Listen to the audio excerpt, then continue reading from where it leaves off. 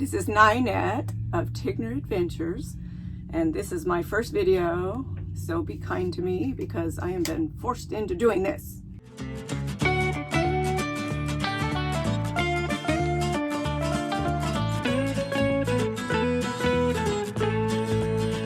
We have been RVing for 6 years, and my husband has told me that I've learned a few things. Maybe some of the other people out there might want to know some important things that I have learned. The first one is one of my most important things to me is something that we do for our health. Health is very important to us.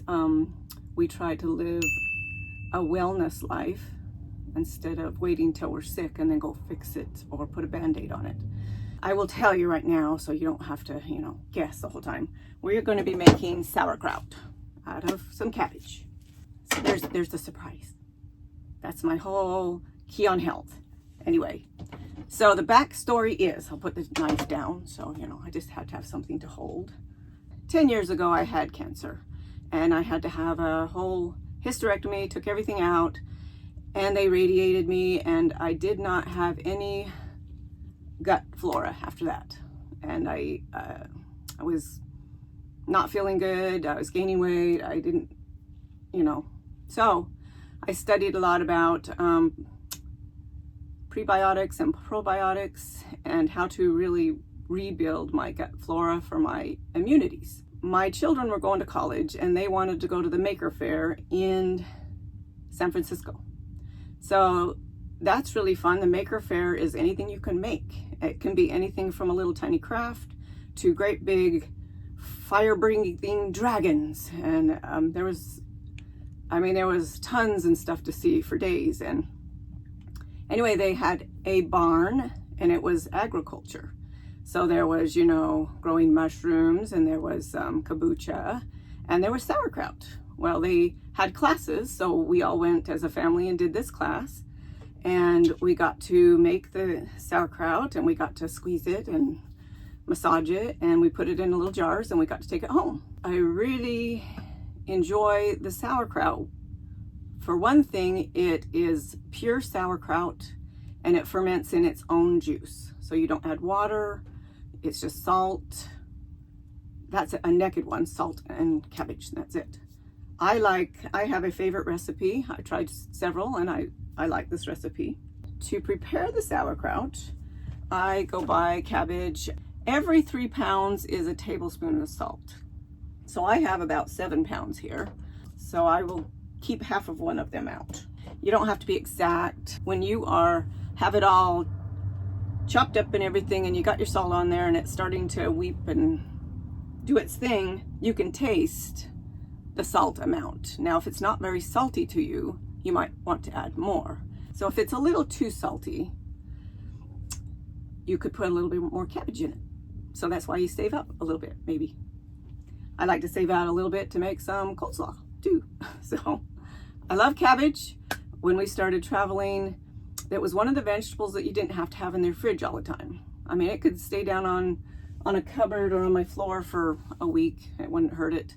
You peel off the old leaves and you can still use it.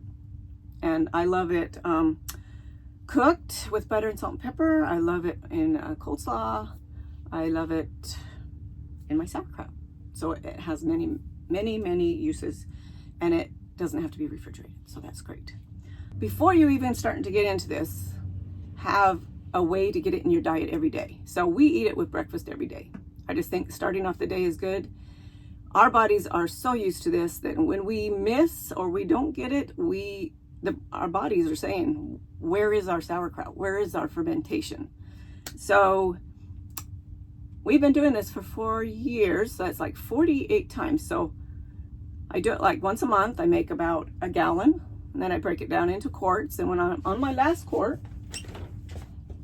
and we have passed my last quart, so it's going to take a good week to ferment in this cooler weather. Now, if it was 70 and above, it might take 3 or 4 days. But it's like 60 and below, it'll take a little longer. I usually start when I have the last bottle out.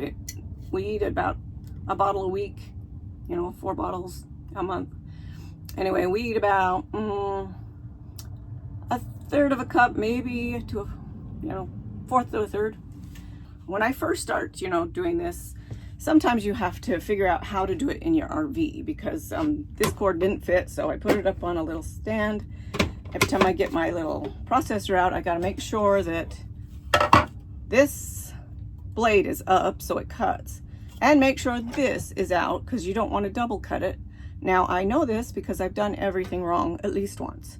I've left this in and I'm going, why is it so small? And, oh yeah, take that out. You don't need that one.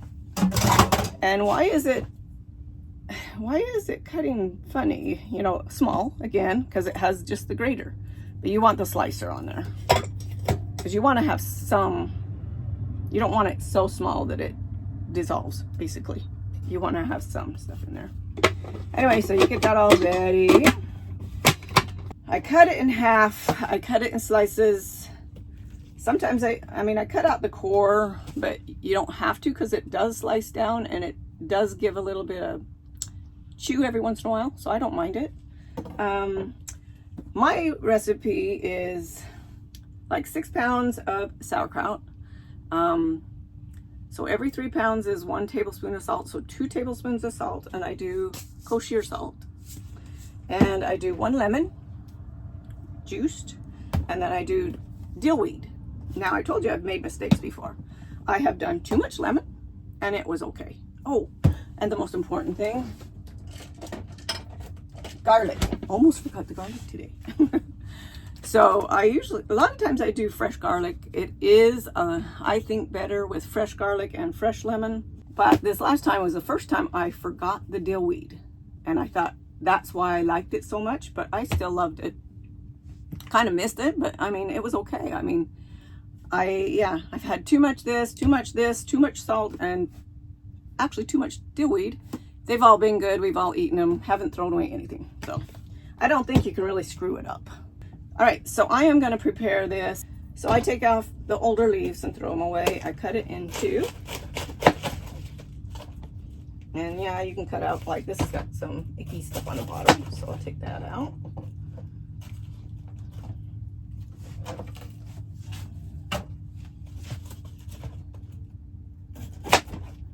Okay. Take out the core. Well, this one doesn't have, well, nope, there's core right there. I say you can leave it in, but if your processor eats it up, then it just makes it smaller.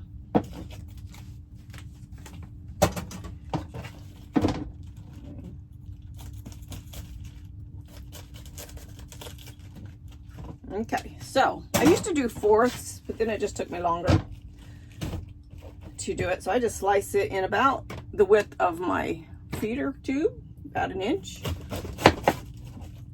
So slice. I used to do this by hand and slice up, you know, really, really fine. Then I got this first time I've ever had a processor, so I said, man, after doing it a couple times, like, no, I think I'm gonna get me one of those. So, and you know, it's great. You just have to store it somewhere, right? All right, so I'm gonna put this through the processor. So this is loud, so I have to prepare the cat. Tandy, it's gonna be loud.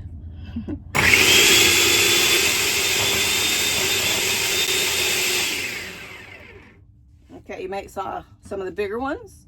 I just kind of break out the middle, feed the middle first, and then follow it.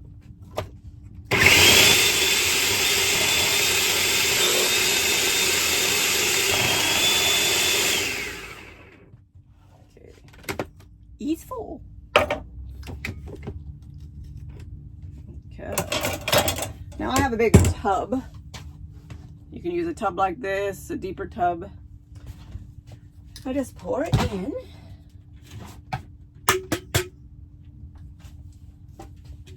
And I keep it going. Make sure the blade's up again.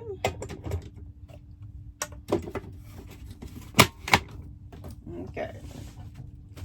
Cut up another one.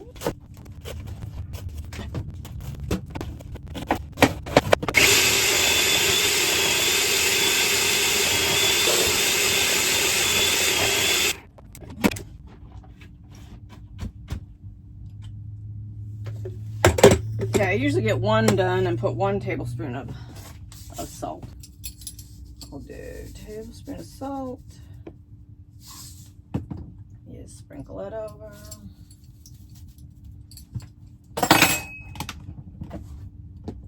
All right, let's see if you can see that. I just kind of, I don't know how much that is. I do that about twice. So that on the middle and then once on top. And then well, that's about, I would say 2 tablespoons or maybe 4. I do prefer the fresh, but it does take a long time to, you know, break them open. I do feed it through here. All right, lemon. Now to get a lot of lemon juice out of here, I roll it hard. Sometimes I microwave it for 30 seconds. Good enough, it was pretty soft. So roll it and pull it. Nice, it smells good. Now one time I tried to put like the outside the peel in it, you know. It didn't work out very well. So I'll just do the juice. So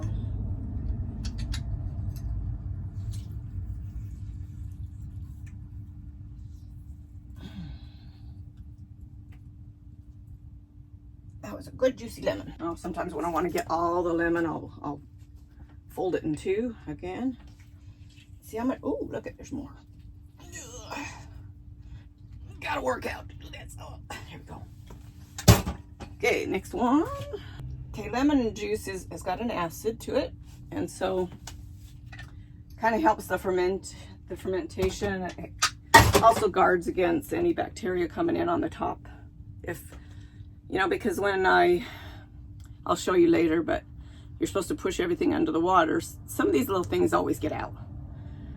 And so that lemon juice is good in there. That's why I chose this recipe. I like it. Now, when you're washing your stuff, bacteria is our friend. I know you don't think that's true, but when you're making sauerkraut, in fact, when we were in San Francisco and we had this whole group around this big bowl and we're making sauerkraut, and they said, well, don't we have to go wash our hands? And they said, not necessarily, because all this bacteria that's floating around and on your hands and stuff, they, I mean, yes, if you've gone to the bathroom, but, you know, if you've just in your house, you know, you don't have a whole group. But they said that basically all the bacteria, the bad bacteria, gets eaten up by the good bacteria by the time it's done. So don't worry so much about that. Now, we don't want to kill the good bacteria either. So when you're washing your big tubs or whatever you're going to have it in there, try not to use antibacterial soap, because that will kill the bacteria. So if you just have to sterilize it, that's fine. But then go with some just white vinegar, kind of rinse everything out, because that's a normal acid. So that will help. So, all right, I'm going to finish this. I'm going to cut up this last one halfway.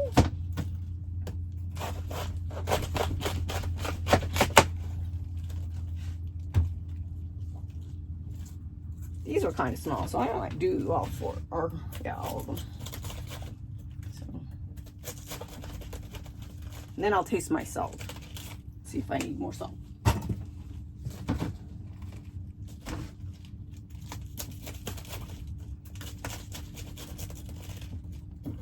I try to estimate, and it's hard, how much you need to make a whole gallon and to get it kind of under the water. Sometimes I overshoot it and have too much and have to have a little bottle on the side. And sometimes I'm just right, but we'll see. I hate to have do the whole thing and only have a half a gallon. And sometimes when you're picking your cabbage, if it's light, it's not necessarily good because there's not a lot of water in it. Now, if it's heavier, that means there's more water or it's more dense.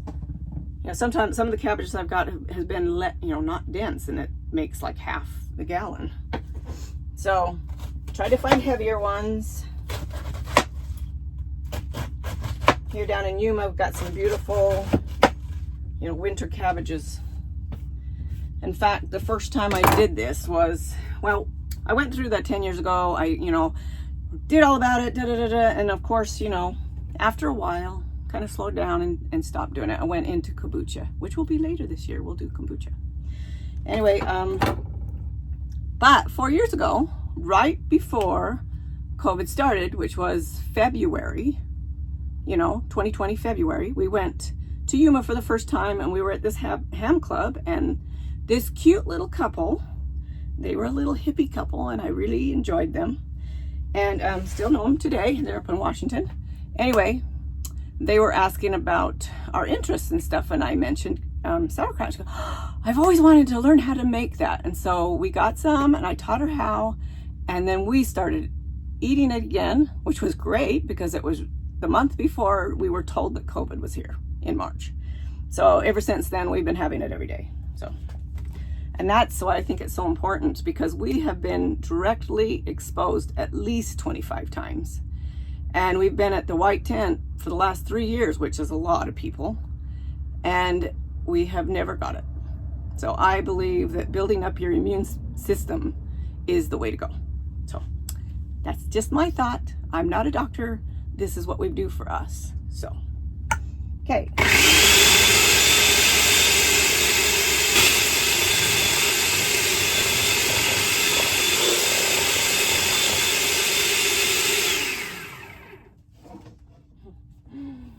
It's a mess. Are you okay, baby? Are you okay? Is that too loud? Okay. Now make sure you get all the good little pieces here, because they create water. And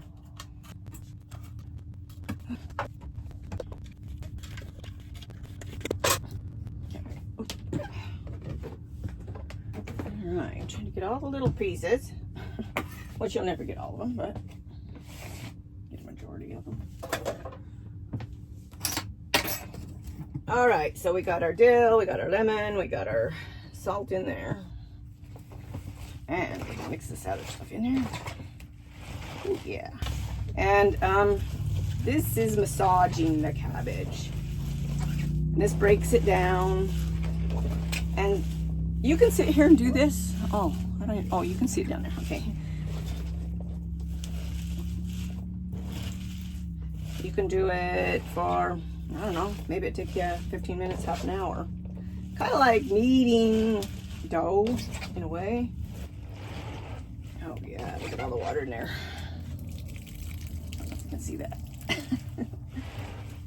We like to have a lot of water so it comes up over the vegetables. That's the #1 rule in any kind of fermenting. You have to have water up over the vegetables.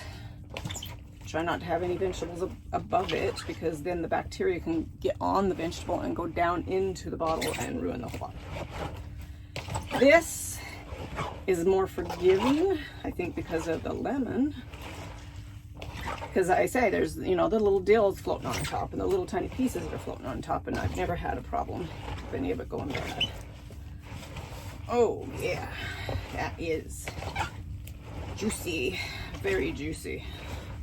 All right, that is good. I'm gonna get my bottle out. All right, so then I just get it, sometimes I do it over the sink. I just try to get it in there all.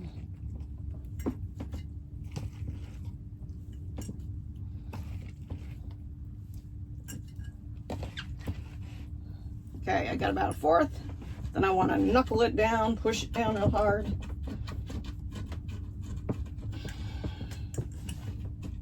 Just pack it in so there's no bubbles in there. And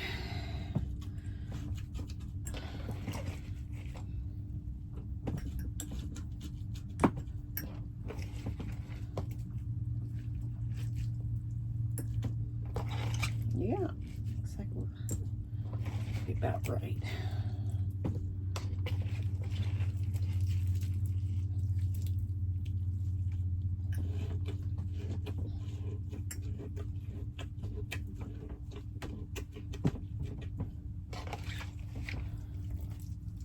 Well, I'm sure glad I did that extra, because Oh, I didn't taste it. Okay. So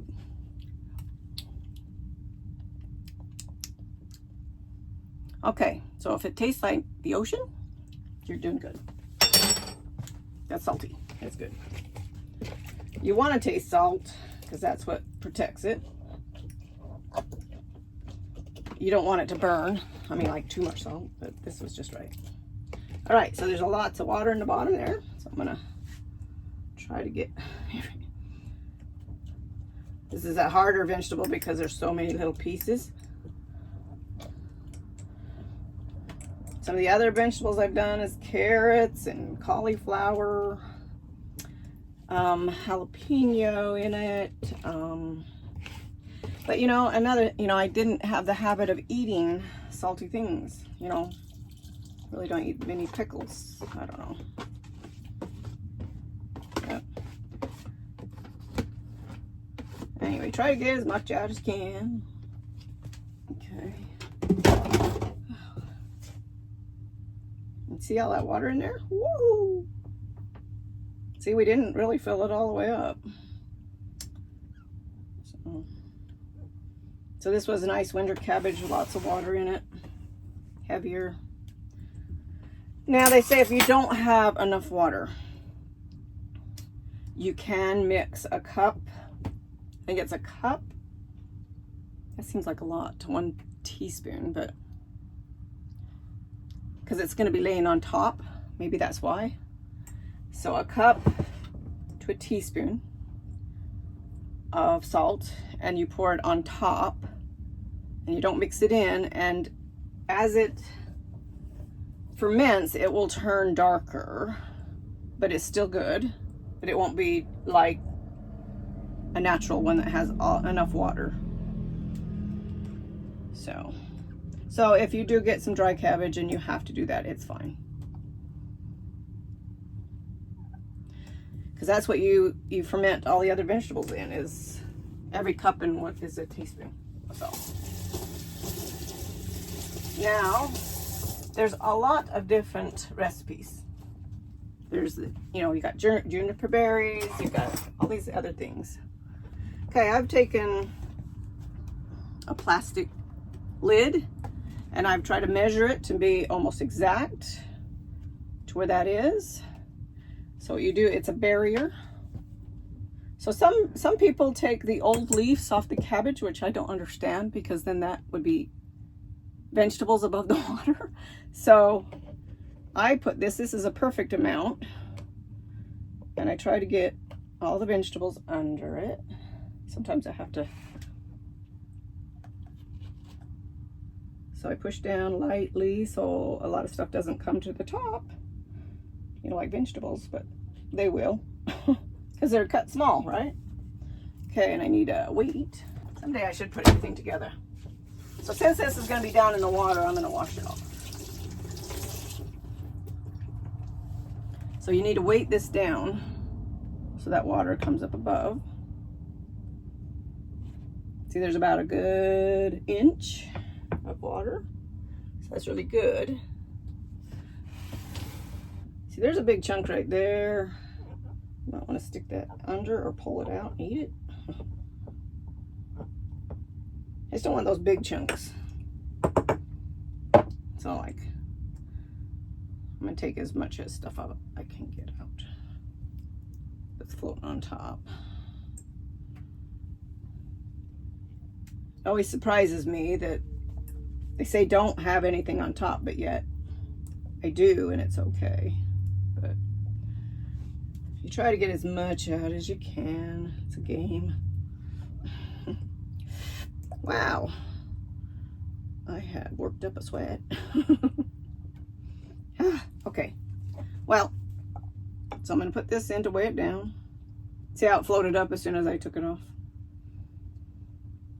You don't want any bugs or anything getting in it, so I take coffee filters, a couple of them, because they're thin, and I put it over the top, like that, and I just put my lid down. So I've cut out the top of that lid so I could just push it down. There. Now, in 2 or 3 days, if it's warm, 2 days, you'll see these little bubbles rising. And it's gonna push liquid, and it can come up over and go all over your counter. I've done it. So I leave mine in the sink. I let it ferment, I just leave it in the sink. So there it sits. I try not, you can't have it in the sunshine. So if this is sunny on this side, I'll shade it somehow. Okay, it has been 5 days. So it did, the water did come up. It was right there, came up, and it did go all over. So I'm glad I did put it in the sink. And I did change this once. So here's our little weight. And I'm going to taste it. Oh, gotta take the barrier out. There, I can taste it. Feels like it's fermented.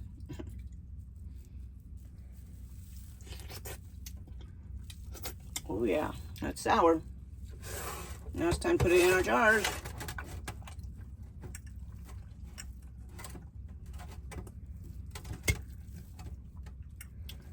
Oh, see that. Anyway, I put it in 4 different jars. Put it in the fridge. It kind of stops it from fermenting. Still will, but it'll be slower. And that's it. And you have bacteria building stuff in your gut to protect you. That's it. I think I've got everything down. I hope you enjoyed it, and I hope that you will try it sometime. It's very good for your body, as I said. That's it for today. That's my most favorite thing for health that we can do for ourselves. And so I'm going to do a few on health through the year, and I'll do a few on beauty tips, a few on cooking, a few on organization. Not very good at that, but I will try. Anyway, hopefully if I get 12, I get 12. So thank you, and I hope my husband can cut this down because we're at 47 minutes. Bye.